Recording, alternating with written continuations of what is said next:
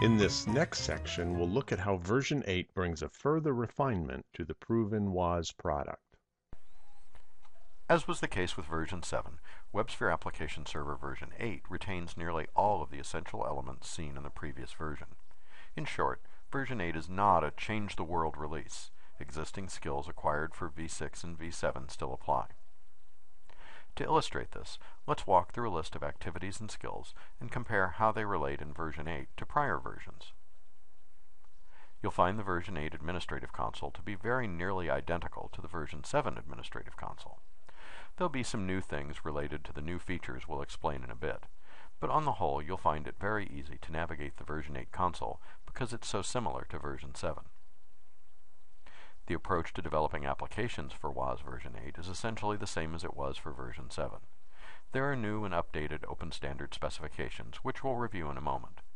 So developing to those will imply something a little different, but Java is still Java going from WAS v7 to WAS v8. Any WSAdmin scripts you have, either Jython or Jackal, still apply. The scripting interface for WAS version 8 has not removed any functions. Jackal is deprecated, but still present. The same WSAdmin command objects are present in v8 that were present before. The same ZOS operator skills are used in version 8 as were used for version 7. As we will see, there is a new method for installation that will modify the SMPE activities a bit, but once the WAS ZOS environment is built, the tasks needed to start servers and operate the environment remain the same as before. And even though the product installation steps are now based on IBM Install Manager, the act of constructing the runtime using the planning spreadsheet and the WebSphere customization tool is the same with version 8 as it was with version 7. This is Don, and I'm going to step back in for a second. Look, the message we're sending here is that you can approach WAS ZOS version 8 with the full confidence that all the skills you currently possess carry over from the prior version. We're not talking about a fundamental architectural shift. This is really a refinement message, not a change the world message, as David said earlier. It's quite common for new open standards to come along, or existing open standards to be revised. When that happens, we often see WAS incorporate those revisions. That's certainly true in WAS version 8. Let's take a look at some of those new or updated standards. First, we draw your attention to the Information Center, which has an excellent reference article that provides information on the open standards supported by each WAS release.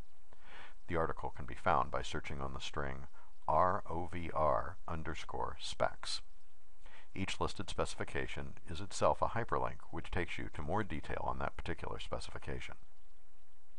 WAS v8 brings in the latest level of the Java EE specification called Java EE6, which is based on the Java Specification Request 316, or JSR 316 for short.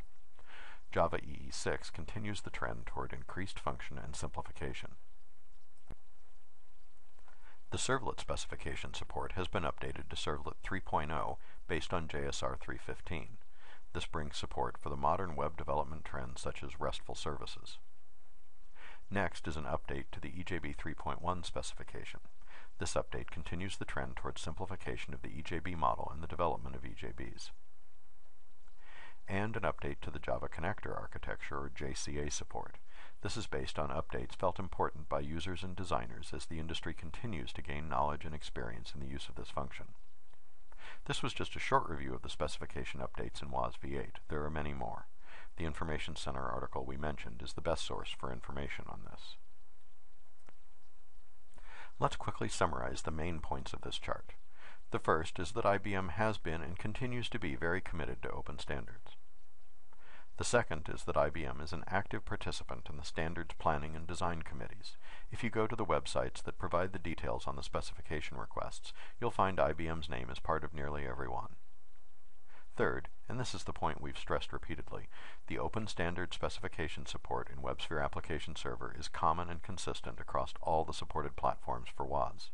This is the WAS is WAS theme we've mentioned. Platform exploitation is done below the open standard specification line. As the open standard community finalizes specifications, IBM reviews the candidates for inclusion in the WAS product. The list is prioritized and acted upon, and, as you see in version 8, those standards selected for inclusion are part of the new function in the product. The final point is that you do not need to be an expert in all the specifications mentioned as supported by the product. You do not even need to be an expert in any unless your role calls for you to be such an expert. The more important thing is to be aware of what specifications are supported and at what level the support is provided by release. That's what the Info Center ROVR spec article provides. Feature packs are a mechanism used to provide new function to the WAS product in a way where you may pick and choose what makes sense based on your needs. For WASV8, quite a few feature packs were made available, as shown on this chart. You, the administrator, choose which feature packs to install. Once installed, the function provided by the feature pack is available to your WAS environment. If you choose to install them all, they're all available to your WAS environment. Here's the point we wish to make. All the feature packs that were made available to WASV7 are rolled up into WASV8. You do not need to reapply the feature packs to V8. They will be present as part of the WASV8 packaging. Applications you had deployed in version 7 that use the feature pack functions will operate in version 8 as they did in version 7 because of this feature pack rollup.